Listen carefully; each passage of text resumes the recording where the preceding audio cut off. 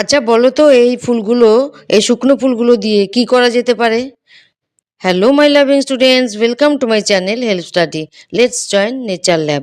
এই যে এই ফুলগুলো যে ফুটেছে, গাছে যখন ফুলগুলো শুকিয়ে যাবে, তখন সেই ফুলগুলোকে তুলে আমরা রোদে শুকিয়ে ফেলবো। এই যে দেখো, এর মধ্যে যে কালো কালো অংশগুলো দেখা যাচ্ছে, কালো যদি থাকে, এই কালো অংশগুলোই বীজে পরিণত হয়ে যায়। দেখো, এই যে কালো কালো রয়েছে, এগুলো বীজে পরিণত হয়েছে। এবার এইগুলোকে যদি মাটিতে ছড়িয়ে দেওয়া হয়, তাহলে মানে জল বাতাস রোদ পেলে ওখান থেকে নতুন চারাগাছ তৈরি হবে। আমি কি করেছি, প্রত্যেকটা টবে এগুলোকে আমি ছড়িয়ে দিয়েছি। আর মনে রাখতে হবে, এটাতে যেন কুয়াশা বা জল না লাগে, তাহলে এগুলোতে ফাঙ্গাস পড়ে যাবে, সেখান থেকে আর নতুন চারাগাছ তৈরি করা যাবে না, নষ্ট হয়ে যাবে এগুলো।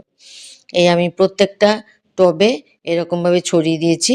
এবার জল সার যাই দিচ্ছি না কেন, এগুলো সবই পাচ্ছে, এবং আস্তে আস্তে এখান থেকে নতুন চারাগাছ তৈরি হবে, সেগুলো আমি তোমাদেরকে দেখাবো।